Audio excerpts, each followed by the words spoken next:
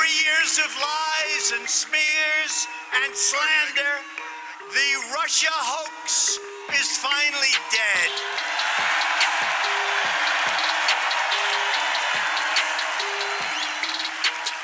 The collusion delusion is over.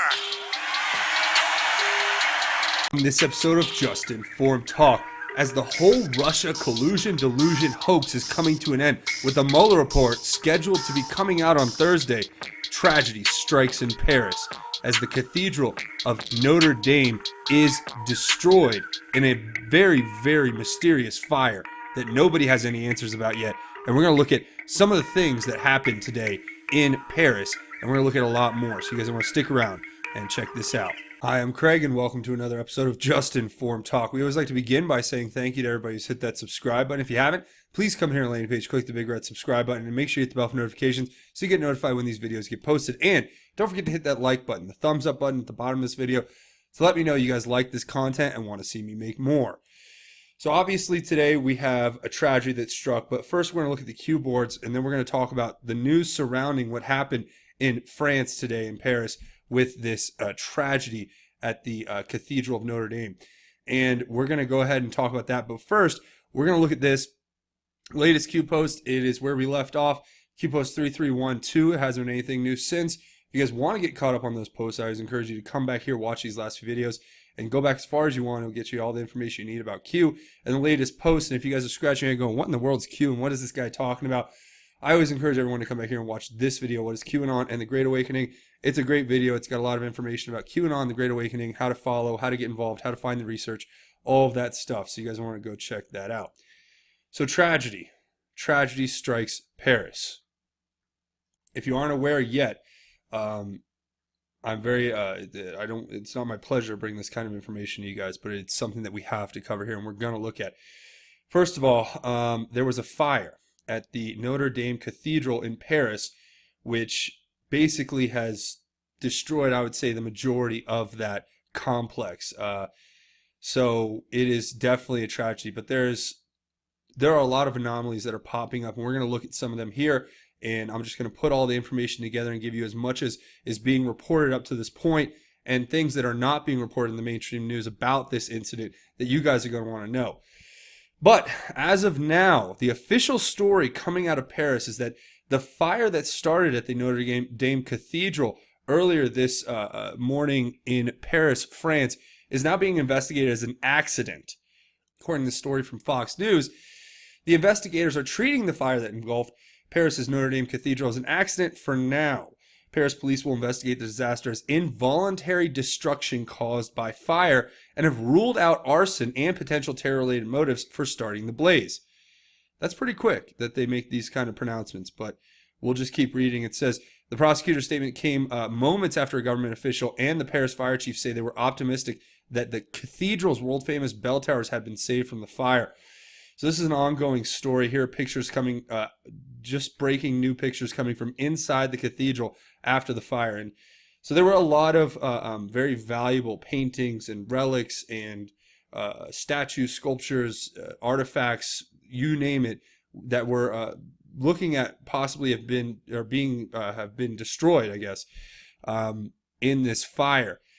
So first of all, thoughts and prayers to the people in Paris, the people who attended this cathedral. Our hearts are definitely with you guys. This is a tragic loss. But there is just so much in this story that I think has yet to be even talked about. And the media is definitely trying to report this as, oh, just an accident, nothing to see here, move along. And why would they be doing that? Because the official story is it was an accident. Now, how do they know that? Well, preliminary investigation, I guess. They looked at it and said, hey, that's got to be an accident. No, the truth is that around this time, the cathedral's going through a major renovation. This renovation is to the tune of I believe, millions and millions of dollars. And it has been ongoing for quite some time. The cathedral itself has been discussed in many different aspects before this fire as being in complete disrepair. And we're going to look at an article, or a video actually, that came out from the BBC approximately 10 days ago, where they cover basically the fact that the French government can't afford to revamp the Notre Dame Cathedral and how it was falling apart. And that's mainstream media. That's a BBC a news video that we're going to look at. But there are just so many, I would say, just odd things that have not been investigated yet or looked at more closely. The incident itself is a tragedy. It's being ruled an accident right now, but this is very preliminary. It's not like anything can be set in stone. What the whole premise is that the church was empty, it was closed, there was no construction workers, and they've been in, as I said, in the middle of an ongoing renovation in this church for quite some time. So the good old Blue Check Brigade over on Twitter, not going to name any names, Pasobic, basically they're saying, why didn't Q warn us? Why didn't Q warn us? Interesting question. Perhaps Q did warn us, and I'm going to point to this as a example of how we may have been warned. First of all, back exactly a month ago to the day almost, March 14th at almost March 15th, Q gave us this post, be vigilant at all times. U.S., United Kingdom, France, Italy. See something, say something, narrative change needed. Fake news attempting to rebrand harmful testimony and instead provide misleading info to their readers. And then it gives this Washington Post article about basically the fact that the FBI lawyers were firing back on charges that they were anti-Trump and their bias affected the Trump and Clinton probes. Q says enemy of the people, Q. Now, this goes to the whole Mueller report and its entirety and what it's going to end up showing. And I think that's why I played that clip at the beginning of this episode where President Trump told us previously that this whole thing is falling apart and that there's nothing here that's going to end up proving that President Trump either colluded with Russia, and they're not going to be able to prove obstruction of justice because you cannot, and I don't know how many times I have to repeat this, but you cannot obstruct justice if you're not obstructing, there's no crime that's underlying. So it's impossible to obstruct justice when there's no crime. I mean, just put it more blatantly, it would be a very, very big stretch for anyone to try to come at the president with those kind of charges. So with that being said, yes, Q did give us a heads up on this, but so did other organizations. Here's a video from BBC.com. It's their travel section, and I'm going to play this video with the sound off as we talk about it. But it talks about the Notre Dame Cathedral. It's the most visited place. 13 million people come each year, all right? And it says the cost to maintain a cathedral. Now, mind you, I'm going to pause this for a second. This was made April 5th, 2019, and posted 10 days ago, 10 days before this fire happened. And what they go on to talk about in this video, if you watch, is how, we'll just watch kind of the whole thing as we go because it's got subtitles and you guys can read it. But if you see right here, what they're saying is that Notre Dame is basically falling apart, right? That's what this whole thing talks about. It says that it's falling apart, and it says that the cost of maintenance is astronomical, and they can't afford to do it. The French government doesn't have the money, or didn't have the money until now, to revive this huge cathedral that is, as they show here, is falling apart from acid rain and other types of degradation and pollution, or I don't know, pollution, but different types of wear and tear that happen over centuries. And they're even talking about here how they had to remove certain sections of this building because they were falling apart already. But what's important to note is when they get into the numbers here. So they talk about how, if you keep going forward into this video, how the French government is allocated, I think, around £4 million to basically revive this thing. That's what it costs each year to bring it back. But they say that the estimated cost to bring it back in this video, they say is at least 150 million pounds, as you see right there.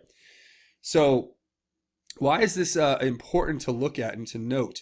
Well, what's important to note here is that this story was put out 10 days right before this fire happened, and it's talking about how the cost of actually fixing and repairing this chapel and keeping it from basically collapsing in on itself, far exceeded the amount of money that was actually there and able to be invested in it. So that raises a few very interesting questions about,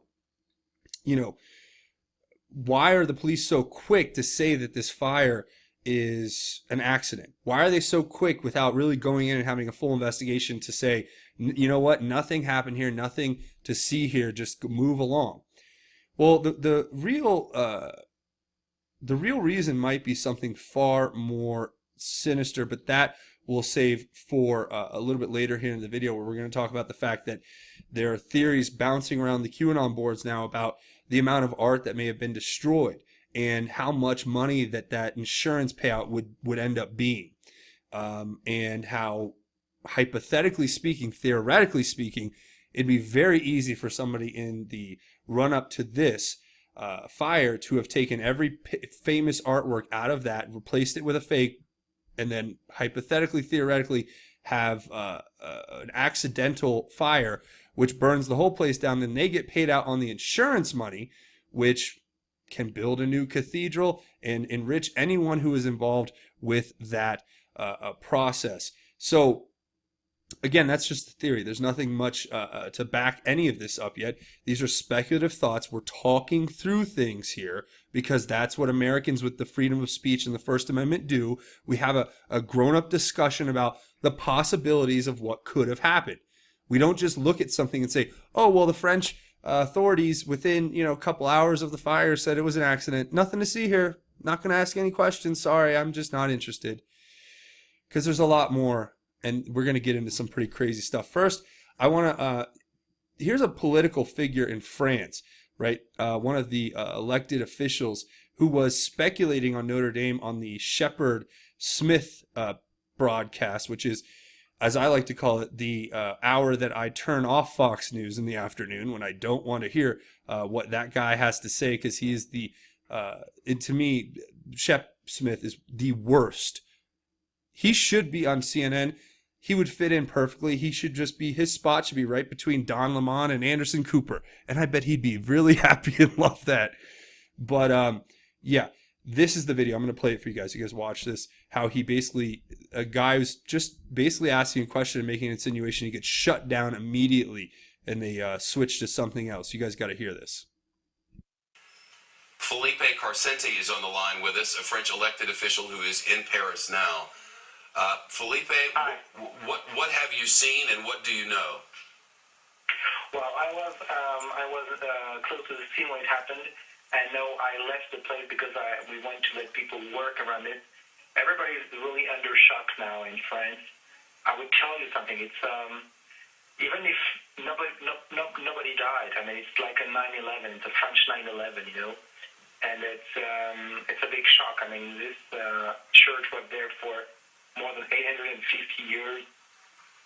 Even the Nazis didn't dare to destroy it.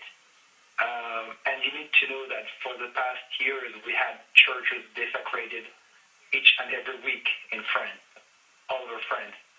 So, of course, you will hear the story about the political correctness, which will tell you that it's probably an accident. Sir, we're not going to speculate here of the cause of something which we don't know. If you have observations or you know something, we would love to hear it. No, I'm just telling you something. What we need to be ready. No, sir, we're not doing that here. Not now. Okay. Not on my watch. Okay. Felipe Carcenti, it's very good of you to be here. All right, did you catch that? Yeah, that's basically Shepard Smith completely shutting down a person he invited to come on his show and speculate about what happened. And the moment the guy starts to actually speculate, he basically shuts him down and says, not here, not now, not on my show. If you're going to speculate, you speculate based on my opinion, because I'm Shepard Smith, and I'm not going to say it.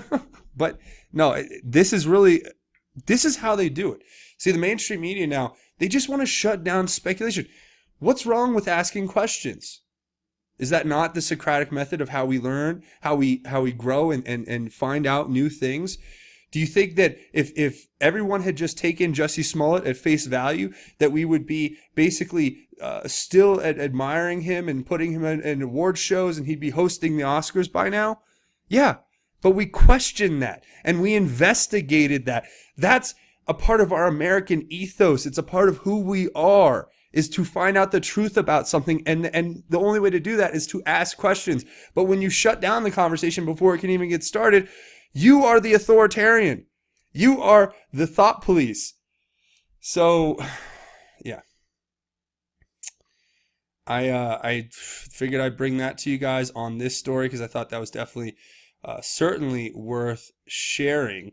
The official French media now coming out, according to this freelance journalist in, I believe, in Belgium or France, is saying that the French media is confirming that there were no construction workers at the time of the fire at the cathedral, and also that the church was also closed at the time of the fire, so nothing was going on in the church. And that story sounds about right, except we have all of these videos getting posted here.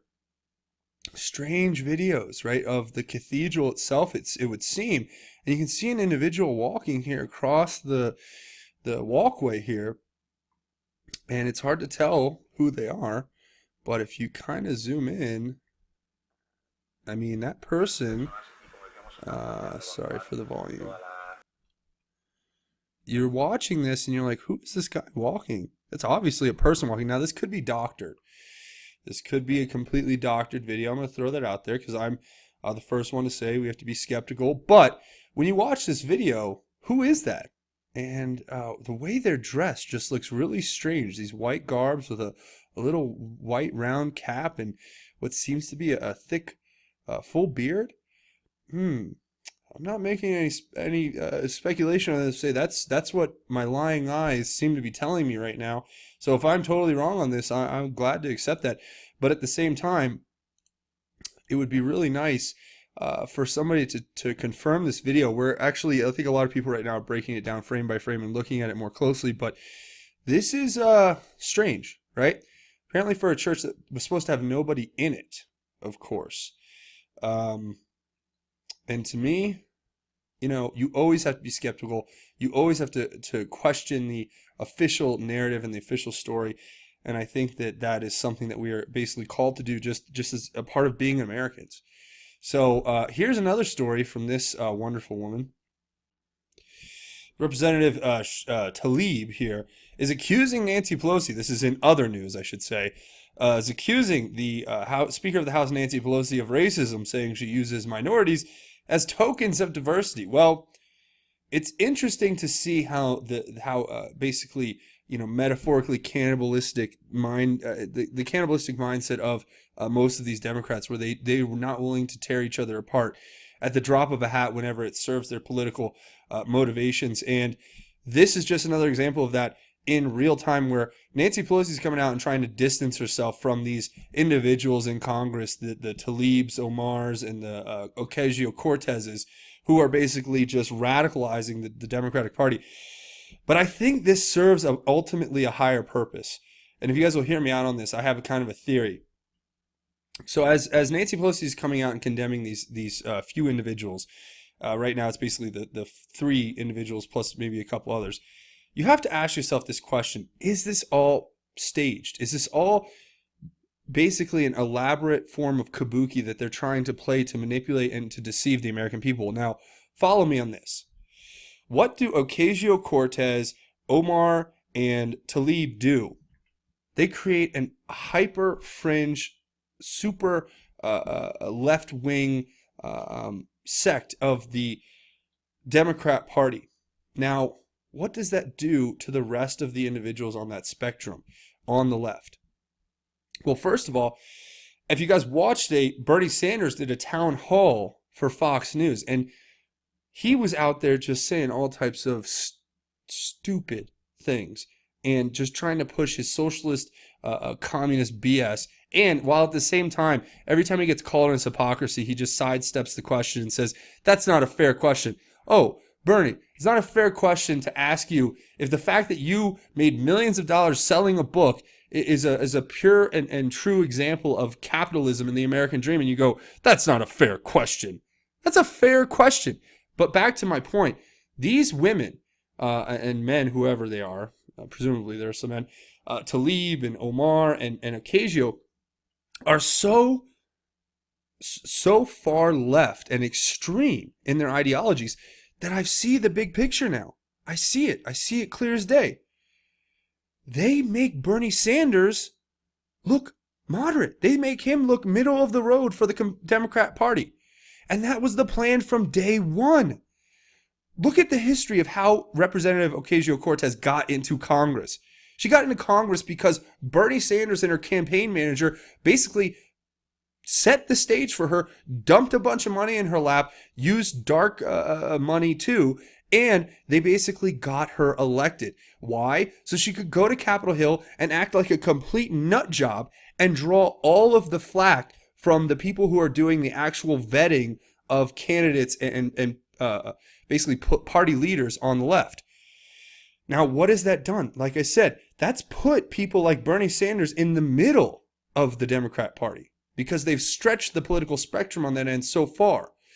And then it takes the more conservative, the more middle of the road centrists like Biden, and they throw them into the far right side of the left, of the Democrat Party.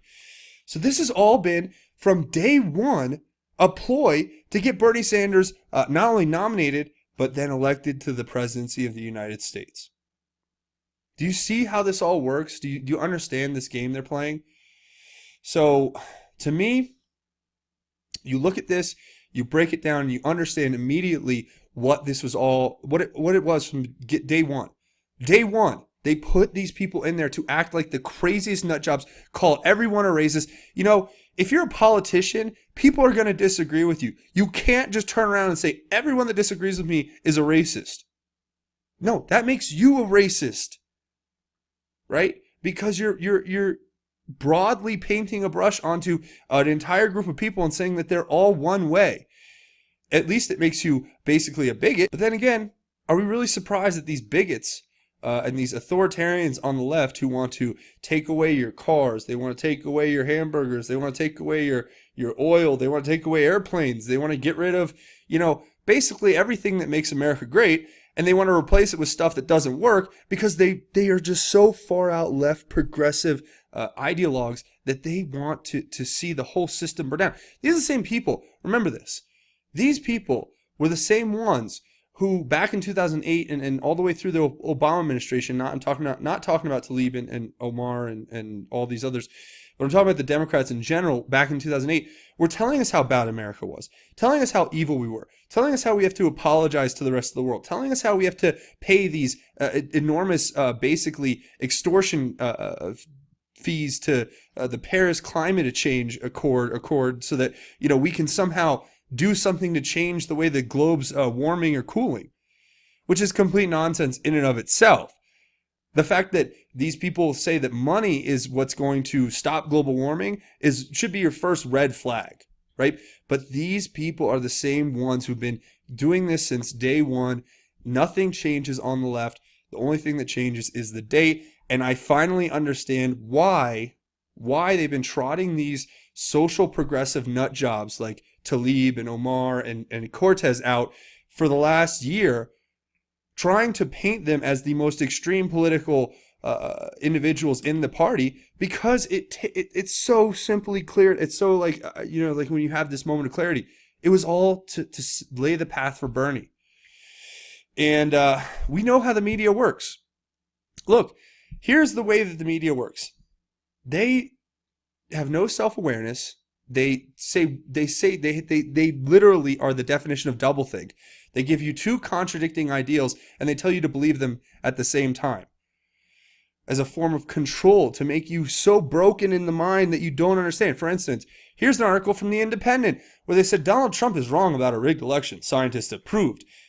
Same person writing the same article, or the same company writing an article right after saying people are saying the election was rigged against Hillary. Here's how that would work.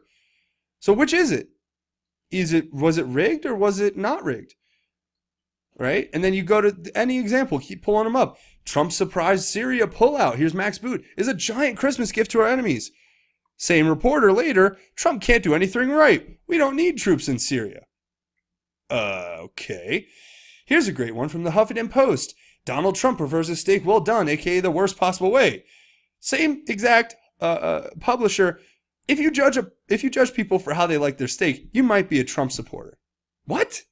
This is the double think they're ramming down your throat every day. Here's another one. Donald Trump is actually a moderate Republican. 6 days later, Donald Trump's a fascist. So this is, to me, indicative of how our society has basically become so entrenched with this fake news that pushes this double thing, and then they manipulate you with their little theater that they're running on the Democratic side, where they're having these social progressive lunatics just go crazy so that it makes other people by proxy look more moderate when they're not. The policies that Bernie Sanders is suggesting for our country would not only destroy our country, it would bankrupt us, and it would probably bring us into the next global conflict. And I stand by that. So, yeah, that's where we're headed, guys. But that's going to be it for this episode. I hope you guys enjoy. So a few different ways you can help out the channel. Obviously, come here, click the big red subscribe button, make sure the bell for notifications, and hit that like button if you guys like this video and want to see more. Other ways to watch these videos, these last few ones, watch them, share them on your social media, get the word out that way. And also watch this video if you're wondering what QAnon is in the Great Awakening. And leave your thoughts, theories, and insights down in the comments, because I want to hear what you guys have to think about everything that we just talked about here today. A few other ways you can help out the channel. Come over here and find me on Twitter at JustInformYou on Twitter. It's the official Just Inform Talk Twitter page. You can come find me. We can have a conversation, connect. It's all an incredible way to stay in touch. And I really appreciate you guys coming and showing support. Also, don't forget to check out justinformnews.com, the official website for Just Inform Talk, where you get all the latest videos here from the channel. You get links to all the different Q stuff, how to get involved with that, links to different news websites, links to breaking news, and much, much more. So I encourage everyone to go check that out. A couple other ways you can help out the channel are both financially. You can come over here and support the channel on the crowdfunding website, Patreon, Patreon.com. There'll be a link in the description. You click this button to become a patron. Without your support, I really couldn't do this, guys, and I'm so thankful. You know, the way the demonetization and they basically, if you make a video that even is remotely, there's no, actually, you know what, I can't even say, because there's no rhyme or reason. They don't tell you what you do wrong. They just come in and they strike down everything that you do. But with your support here on Patreon, I'm able to keep going no matter what. And I'm so thankful to everyone who does support. And also, I have a GoFundMe set up. If you guys want to do that, you just come here. You can make a one-time or an anonymous donation. And I really appreciate it. So before we go, we're going to do a segment that we talk about, or that we do at the end of each one of these episodes, called God's Grace is Greater, where we talk about God's grace and how it's truly greater. And for this one, I'm going to read something to you guys that I've shared with you before, but I think it's a powerful prayer, and especially given the tragedy that's occurred, I just want to say a prayer for spiritual power. And I'm going to read out of Ephesians chapter 3, verse 14 and forward. And this is a prayer for spiritual power. It says, "For this reason I bow my knees before the Father, from whom every family in heaven and on earth is named. I pray that he may grant you, according to the riches of his glory, to be strengthened with power through his Spirit in the inner man, and that the Messiah may dwell in your hearts through faith. I pray that you, being rooted and firmly established in love, may be able to comprehend with all the saints what is the length and width, height and depth of God's love, and to know the Messiah's love that surpasses knowledge, so you may be filled with all the fullness of God. Now to him who is able to do above and beyond all that we ask or think, according to the power of the works, or the power that works in you, to him be glory in the church and in Christ Jesus to all generations, forever and ever. Amen." And yeah, that's my prayer for you guys. And I hope that you guys know that God is with us. And that if we put our life to God and we humbly ask God to guide us through prayer, to give us the spiritual power to persevere through this kind of evil that we deal with on a constant basis, that God will come into your life and God will save you. So that's where I'm going to leave it. I want to say thank you for watching this episode. Make sure you hit that subscribe button if you haven't already. Now's a great time to do it. And if you guys like these videos and like this content, there's a thumbs up button at the bottom of this video. Go click it. But that's it for me. I want to say thanks for watching Just Informed Talk. My name is Craig. Godspeed and God bless each and every one of you, Patriots.